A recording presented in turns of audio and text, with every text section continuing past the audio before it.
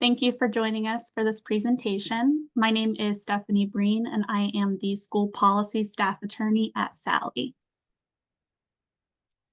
And this morning, what I want to do is talk to you all a little bit about the kinds of support and services that survivors of sexual assault might need after a sexual assault, to help you understand the differences between the criminal and the civil legal systems, to learn what legal options are available to Maryland survivors, and to learn about the common criminal charges that are associated with sexual assault and harassment. So after a sexual assault, there are many different kinds of care that a student survivor might need. So these care needs can include things like advocacy and crisis support, which is can include things like accompaniment to the hospital.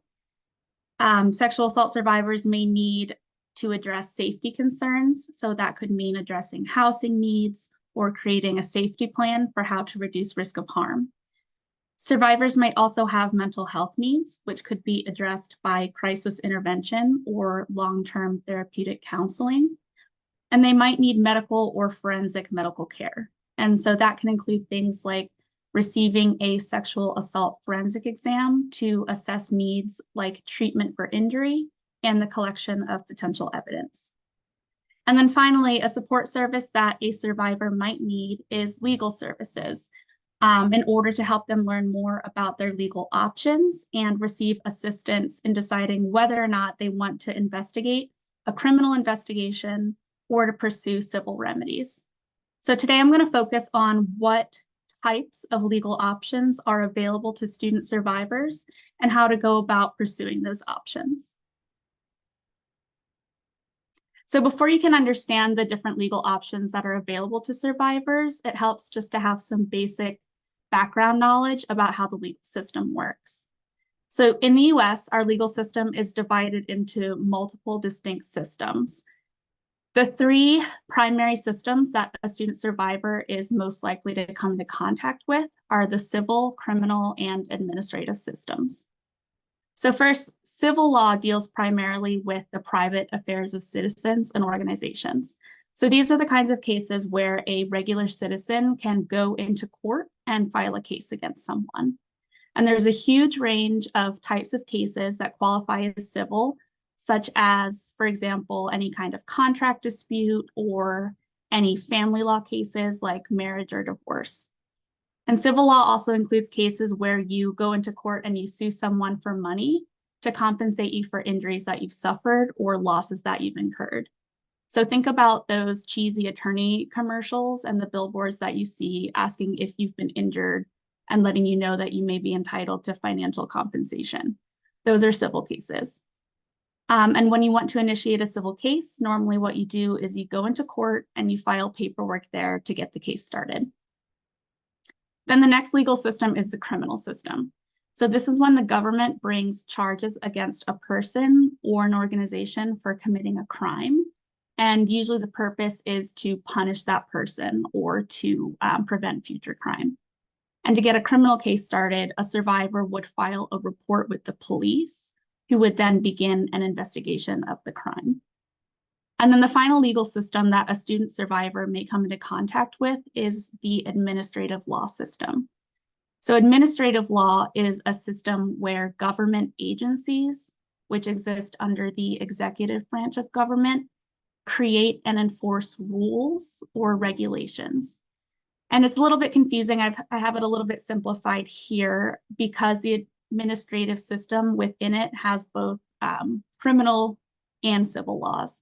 But for our purposes today, what's most important for you to know is that the agency that creates rules for how schools need to handle complaints of sexual assault and harassment is the Department of Education. And in order to get an administrative case going against a perpetrator, what you would need to do is report the conduct to the Title IX coordinator at your school. And then I have here just a quick note that our legal system's also divided into local, state, and federal laws.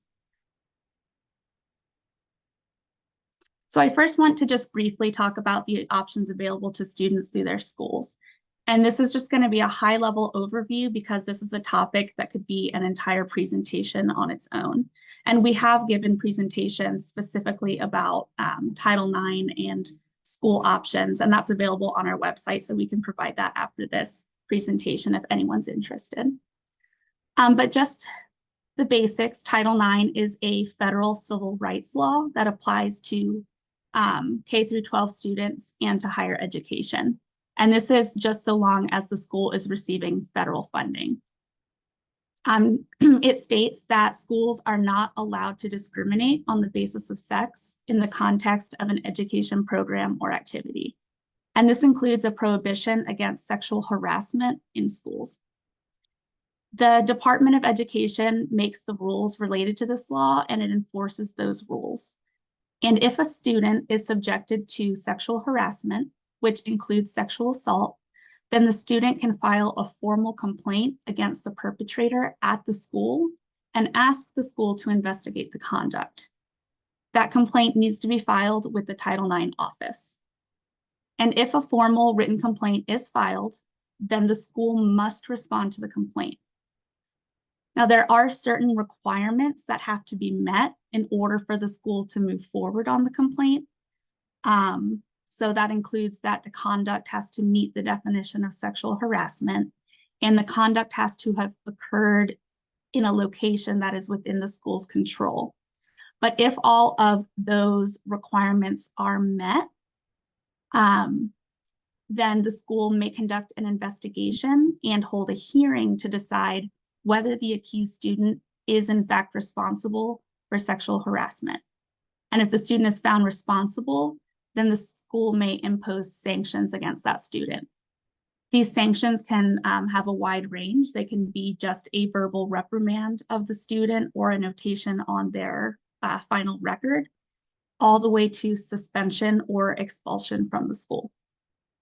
Now, if a survivor does not wish to proceed with an investigation and hearing, they are still entitled to receive supportive measures from the school. Supportive measures are things that the Title IX coordinator must offer a survivor who reports sexual harassment or assault in order to help the student be able to safely access their education. Supportive measures can include things like academic accommodations, no contact orders, which tell a perpetrator they're not allowed to approach the survivor or contact them in any way on campus, counseling referrals, and more. The only limitation to supportive measures is they cannot be overly burdensome on the perpetrator. So for example, you can't have a supportive measure that says the perpetrator can never enter the only cafeteria on campus. But you can get creative and set different time frames that each student could enter. So there's a lot of freedom other than that limitation to come up with measures that can support a survivor and help them to complete their studies after an incident. Schools can also provide support to students beyond what is required by Title IX. So each school has their own sexual misconduct policy, which is usually easily found online. And if you're a survivor or you're working with a survivor, it's important to go to the school's website and read their sexual misconduct policy to find out what survivors' rights are at the school. And then finally, it's important to note that reporting to your school is not the same as reporting to the police. Most schools do have on-campus police, and they are sworn officers, and they are given the powers to enforce state and local laws. However, there are differences in how campus police are trained to operate to county and state police. So the specifics of how they operate will vary from school to school. An important difference between campus police and state and county police is what we call jurisdiction. So jurisdiction is the territory or the location that a police department has the power over and is allowed to oversee and enforce the laws within. Campus police often have a much more limited jurisdiction than county or state police, and they may not be able to enforce laws beyond the campus property. Often campus police do have agreements with local police and they work together, but again, it's gonna depend campus to campus. Campus police may also handle a report differently. So rather than initiating charges that might result in a criminal record for the perpetrator, they might just report the incident to the dean or to the Title IX office. And so for that reason, if a survivor does wish to pursue criminal options against a perpetrator, it's best practice to report to the county or to the city law enforcement where the crime happened. So in addition to having options available through the school, student survivors may have a number of civil and criminal legal options available to them. And I'm going to discuss the civil options first. So as a reminder, civil cases deal with the private affairs of citizens and organizations. In a civil case, the survivor is the party to the case. They are called either the plaintiff or the petitioner, and the person they bring the case against is the defendant or the respondent. In order to win a civil case, the survivor has to have enough evidence to meet what we call the burden of proof. The burden of proof is basically a standard for how strong the evidence has to be to win a case. So in civil cases, the burden of proof is usually the preponderance of the evidence. This means that the evidence the plaintiff presents has to show that it was more likely than not that what they claimed happened is true. Another way to put it is based on the evidence that there's a 51% chance that the plaintiff's claim is true. Some cases require what we call clear and convincing evidence, and that's a higher standard than a preponderance. The remedy or outcome that a plaintiff asks for in a civil case is going to either be monetary compensation, so a payment of money, or an injunction, which is basically an order that tells the defendant that they have to refrain from a certain action or that they must carry out a certain action.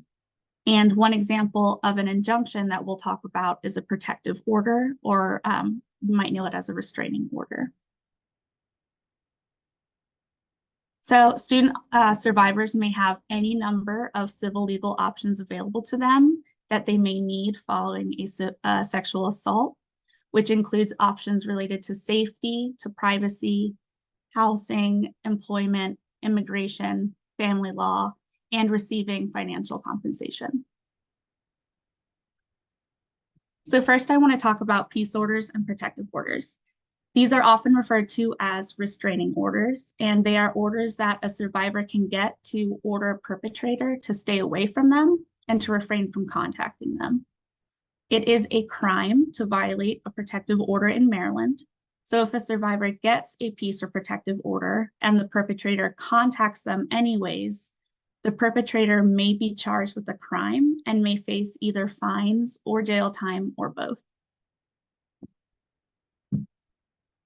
There are different requirements that a survivor must meet in order to get a protective order versus a peace order. So in order to be eligible for a protective order, the perpetrator and the survivor must be in one of the listed relationships that I have here on the screen. In the context of schools and students, survivors are most commonly eligible if they had a sexual relationship with the perpetrator in the last year, or if the perpetrator committed what we call a qualifying sex offense against the survivor. It's important to note that there is a 6-month time limit for filing your claim if your eligibility is based on a sex offense. So if you don't file within that time period, you lose your claim. Qualifying sex offenses include rape in any degree, sex offense in any degree, and attempted rape or sex offense. The perpetrator does not have to have already been convicted of these crimes in order to be able to file for protective order. You just have to show that it's more likely than not that the perpetrator committed one of these acts against you. And if you don't meet the relationship requirement to qualify for a protective order, then that means that you do qualify for a peace order based on the relationship requirement.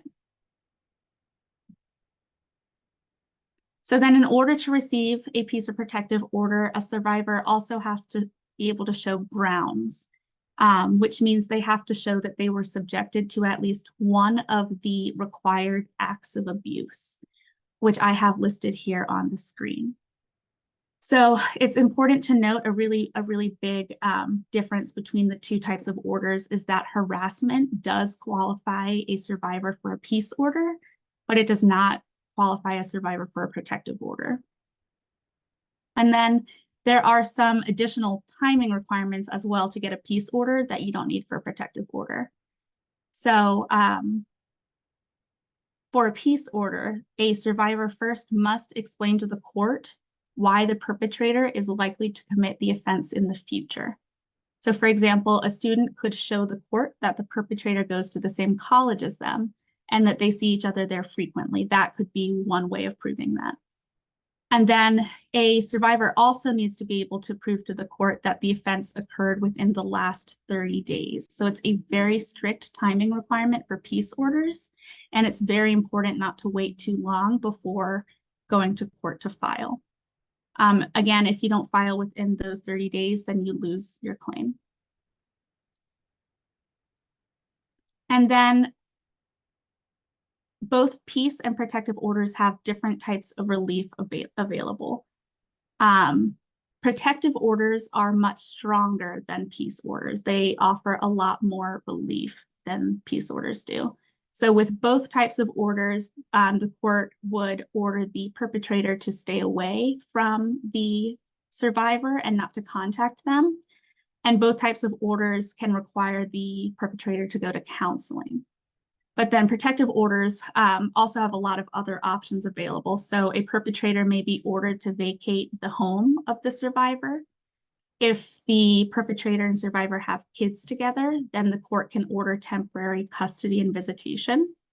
The court can also order emergency family maintenance, which is basically a payment to help support the survivor and the kids during the course of the protective order.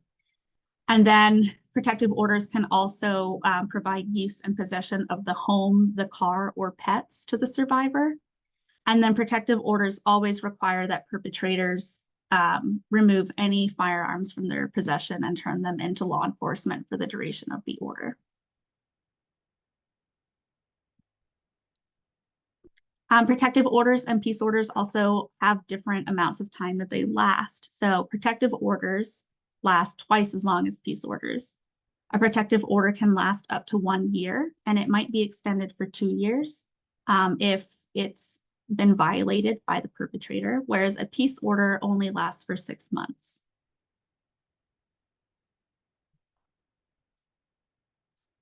And then when you file for a protective order, what you do is you go to the courthouse and you fill out a document called a petition. A petition is a sworn statement to the court that you make under the penalty of perjury. So you are swearing that anything that you put in it is true. And you explain to the court who the perpetrator is and how they harmed you. If the courthouse is open, then you fill out the petition, and then you go that same day before a judge and explain to them why you need the peace or protective order. And so long as you meet all of the elements that are required to prove one, they will likely grant you that temporary protective order. The court will then set a date for a hearing for a final protective order. And that's usually set for just 1 week away. During that time, the court will try to serve the temporary protective order on the perpetrator. And once the perpetrator is served, then they have the option to either consent to the order, which means that they agree to stay away from you and to all of the other terms, or they can choose not to consent, in which case you'll have a contested hearing and you'll present evidence to the judge to prove why you should be granted an order. So it's very helpful if you are going to pursue a protective order to get an advocate or an attorney to help you through the process, especially if the case goes to a trial. If you need a protective order, but it's the weekend or a holiday and the court is closed, you can always go to the commissioner's office and get what's called an interim peace or protective order. And this is a very short-term order. It only lasts until the court opens again. And that will protect you until court opens, and then you need to go back to get a temporary order and start that process. So another civil issue that survivors may need help with is housing. So oftentimes a survivor may live with the perpetrator who is abusing them. Survivors of abuse can break their lease early without having to pay any penalty fees if they either provide a copy of a peace or protective order, or if they get a qualified third-party report of the abuse. So a third-party report is going to be a written document provided by an advocate or an attorney from a domestic violence or sexual assault prevention or assistance program, like SALI, stating that the person is a survivor of domestic violence or sexual assault. Other options for qualified third parties are also physicians, psychologists, social workers, or caseworkers. And we have other trainings online that go into more detail about the legal requirements for this. And I'll provide my email at the end of this presentation and would be happy to send that to anyone who's interested in learning more about housing. Survivors of sexual assault may also have immigration needs. So there are multiple victim-based immigration benefits for survivors of sexual assault. These are the U visa, the T visa, and the VAWA self-petition. A U visa gives a victim of a serious crime who cooperates fully with law enforcement the right to live and work in the US, even if the perpetrator is not convicted of the crime. There is a strict cap of how many of these are awarded per year. Right now it's 10,000 per year. And so unfortunately, there's a very long wait list to get a U visa. Another option is the T visa, which gives a victim of human trafficking who cooperates fully with law enforcement the right to live and work in the US, again, even if the perpetrator is not convicted. There is no wait list for the T visa. And then finally, the VAWA self-petition allows the spouse of a lawful permanent resident or a US citizen who is a survivor of domestic violence to remain in the US independently of the abusive spouse. And there is no wait list for this benefit either. These claims are filed with the United States Citizenship and Immigration Services, and it's highly recommended that a survivor have an advocate or an attorney assist them with filing these claims. And we do assist with these claims here at SALI. The next type of option that a survivor may need assistance with is options related to employment. So both state and federal law prohibit sexual harassment in the workplace. In order to start a claim, the survivor will file the claim with the EEOC, the Equal Employment Opportunity Commission. And this is actually a civil administrative process.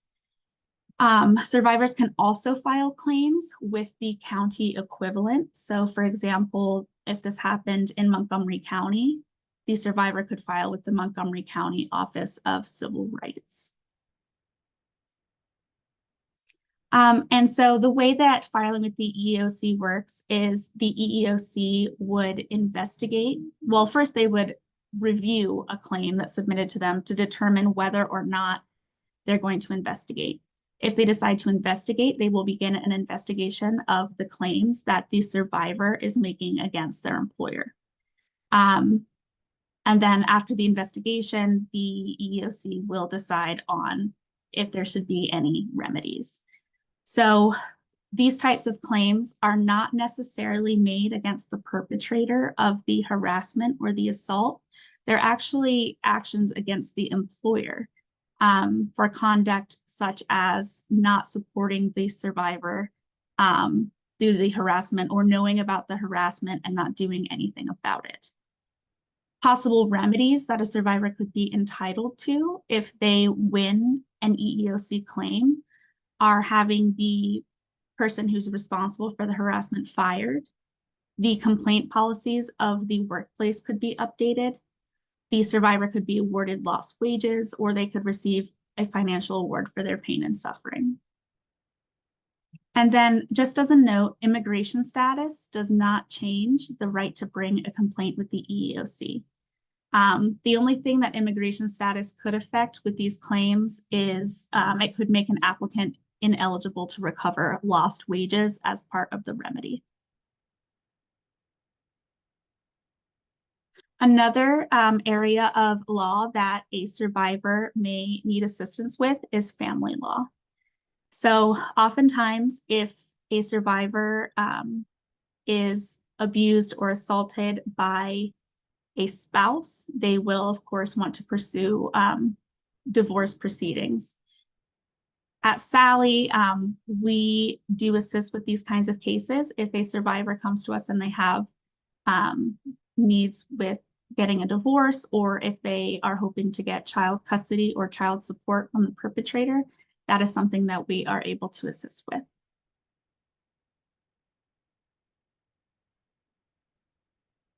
And then finally, survivors have the option to seek financial compensation by filing tort claims. So tort claims are claims where a person has been injured by another person or suffered a loss and goes into court and sues the person. So very common torts that survivors may wish to pursue are for assault, battery, and child sexual abuse. And so these are claims that it's important to remember they're not criminal at this point. These are civil claims where the survivor goes into court and they seek monetary compensation for the harm that they suffered as a result of the assault or battery or the abuse. One very important thing to remember is that torts have short statutes of limitations.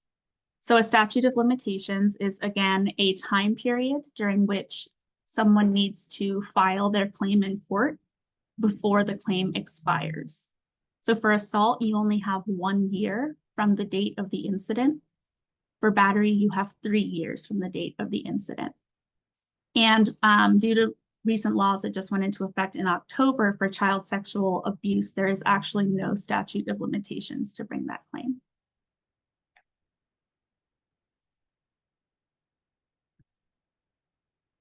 So now we're going to turn to the criminal system. These cases are different from civil cases in multiple ways. So unlike in a civil case where the survivor is a party and gets to make the decisions about how to proceed in the case, the survivor here is not a party. So the parties in criminal cases are the state, who is represented by the state's attorney, also known as a prosecutor, and the defendant, who is charged with the crime. The survivor in these cases is a witness. In criminal cases, the burden of proof is much, much higher than civil cases. And this is because there is just a lot more on the line for a defendant. They could be facing jail time. So in order for a state's attorney to prove a criminal case, they must prove that the crimes happened beyond a reasonable doubt. This means that if a judge or a jury has any doubts based on reason or things that are plausible, then they should find the defendant not guilty. And because of this, sometimes a prosecutor will decide not to pursue a case, and it's not because they don't believe the survivor, but they might not think that they have enough evidence to prove the charges beyond a reasonable doubt to the judge or to the jury. So the way the criminal system works, if a survivor wants to get a case initiated, is they first need to report the crime. So a survivor can either call or go in person to the law enforcement jurisdiction closest to them and file the report. If that law enforcement agency is not the proper agency to investigate that crime, let's say that the crime happened in a different county from where you live, then they will send the report over to the proper jurisdiction. And it's important just to maintain contact with law enforcement to determine where your case is and who's going to be handling it. After you file the report, then law enforcement will begin an investigation. They will, through the course of this investigation, they will gather evidence, they may interview witnesses, they may ask the survivor to come in to ask them follow-up questions to figure out what exactly happened.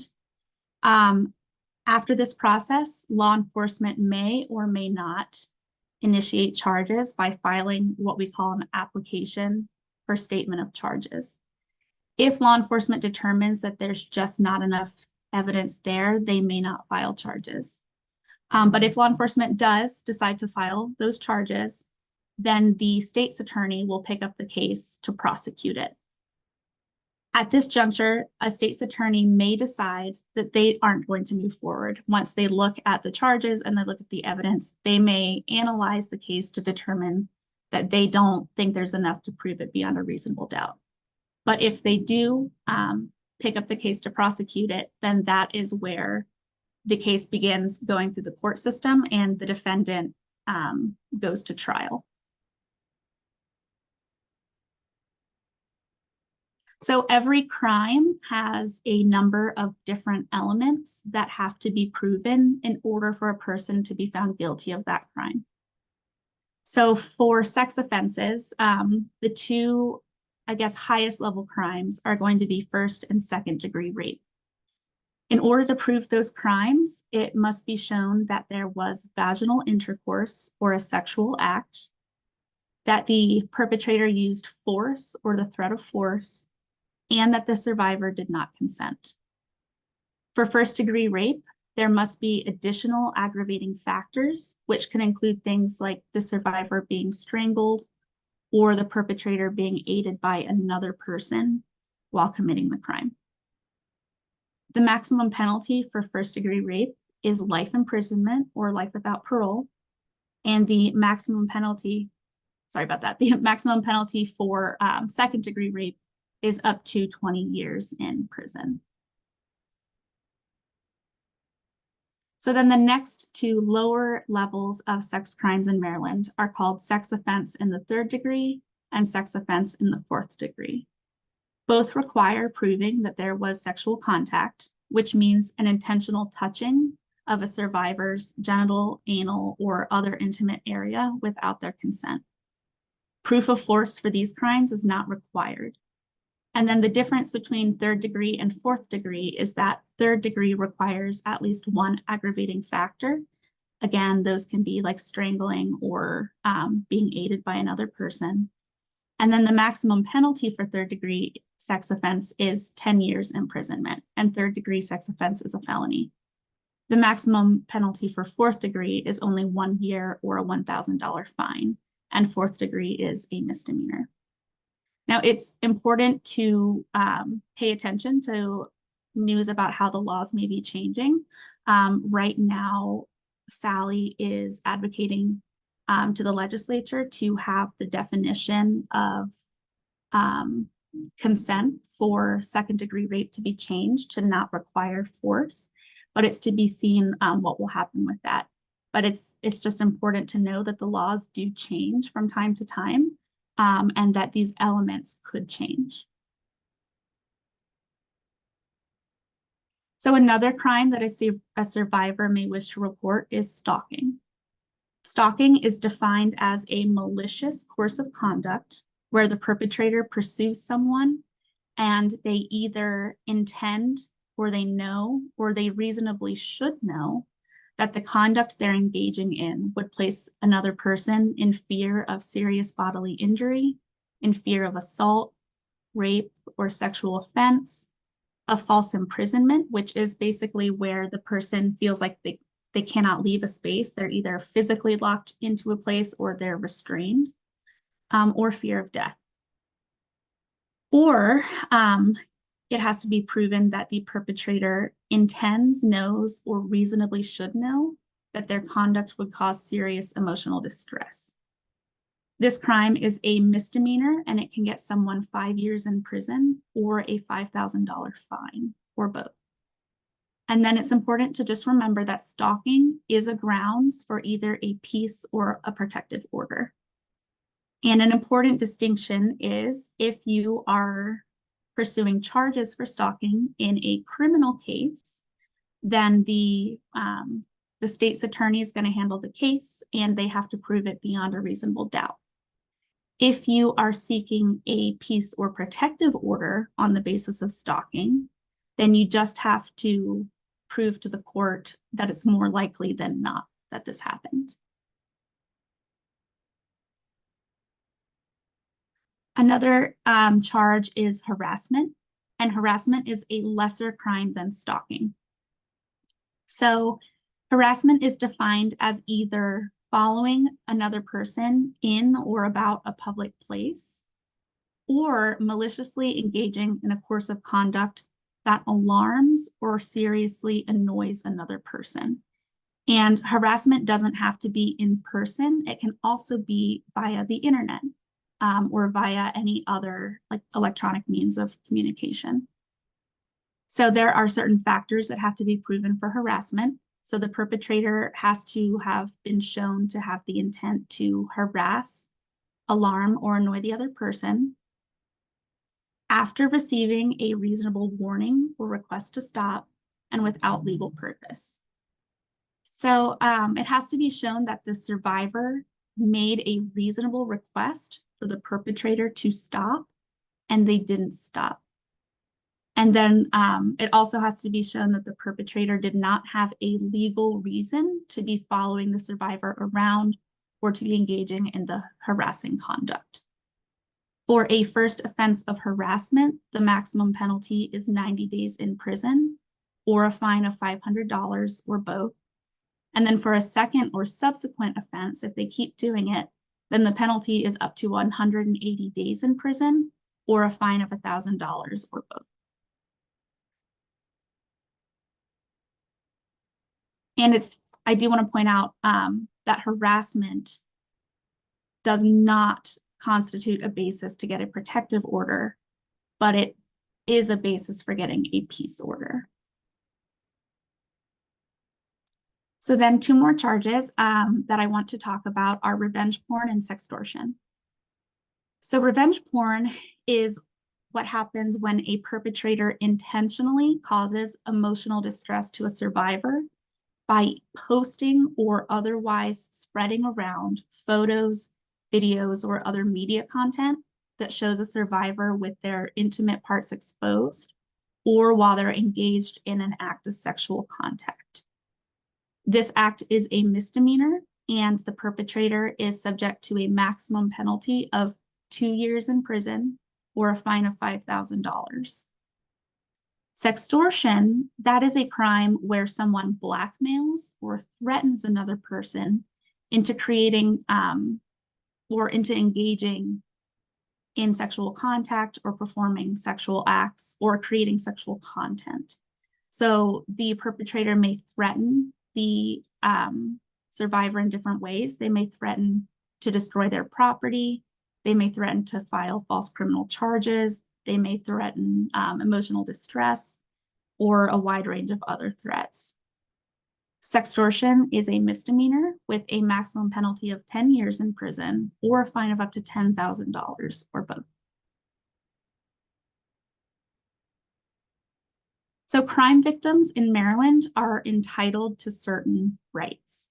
If you are a survivor and a criminal case is initiated, you have the right to be informed about the status of the case and how it's proceeding. You also have the right to be present at all criminal hearings related to the case. You have the right to be heard, which means that you have the right to tell the state's attorney how you feel about the decisions that they're making in the case and how they're proceeding in the case. So for example, if the state's attorney is planning to offer a plea deal to the defendant, then a survivor has the right to give their opinion about whether they like that plea deal or whether they think a plea deal should be offered at all. Now, at the end of the day, the state's attorney still gets to make the final decision. It's still their case, but at least as a survivor of the crime, you get to express your thoughts to them. You get to speak your piece. You also have the right to give a victim impact statement. So this is a statement that you would give to the judge during sentencing that explains to the judge how the crime impacted you, how the perpetrator hurt you, and what you're hoping to see the judge give as a sentence. Crime victims also have the right to restitution. So restitution is a monetary payment that you could receive, and I will discuss that in further detail on the next slide. And then finally, crime victims have the right to a crime victims' rights attorney to help them through the process and to help ensure that all of their rights are being upheld. And at SALI, we do provide crime victims' rights representation. So restitution is a monetary award that is paid out to crime victims as compensation for the direct losses that they incurred from the crime. For example, restitution may be awarded to cover the costs of travel to the hospital to get a safe exam. In order to get restitution, a survivor has to be able to prove the expenses that they incurred. So it's really important to keep records and receipts. And then restitution is limited in that it does not cover emotional distress. Another option that crime victims have is to file a claim with the CICB. The CICB is the Criminal Injuries Compensation Board, and they provide financial aid to crime victims in Maryland to help compensate them for the direct costs of the crime. So it's similar to restitution. In order to qualify, a survivor must have reported to the police within 48 hours of the crime, unless they have a good cause exception to explain why they didn't report. A survivor must file their application to the CICB within 3 years of the crime. So if it's not filed within that 3-year time limit, then the claim is lost. Like with restitution, you must be able to prove your expenses. So it includes things like medical bills, therapy, crime scene cleanup, funeral costs, lost wages, and more. And it's important to know that the CICB is a payer of last resort. So what that means is that if a survivor has a cost reimbursed through restitution or through some other means, some other program, then the CICB won't cover the expense a second time.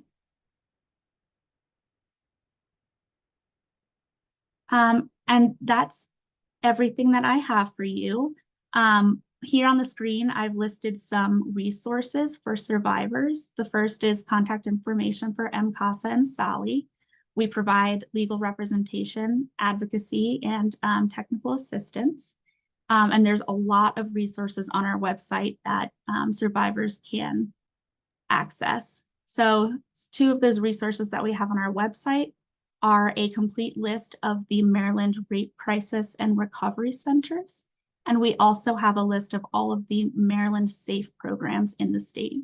So that is a list of all of the hospitals where a survivor can go to get a SAFE exam conducted, which is a forensic exam that will check for injuries and collect evidence that could be used in a future criminal case. And we finished a bit earlier than planned, so if anyone has any questions, I'd be more than happy to answer them. Thank you. I would also like to direct everyone's attention to the chat where I put the anonymous evaluation link. We greatly appreciate all feedback as we're constantly striving to improve. Additionally, if you're seeking CEU credits or a certificate of attendance, you must complete the evaluation form. Upon submitting the evaluation form, you'll see a box at the top of your webpage containing a link. And if you click on that link, you can access the CEU request form. As Stephanie said, if you have any questions, feel free to put those in the chat and we'll get them answered. Thank you.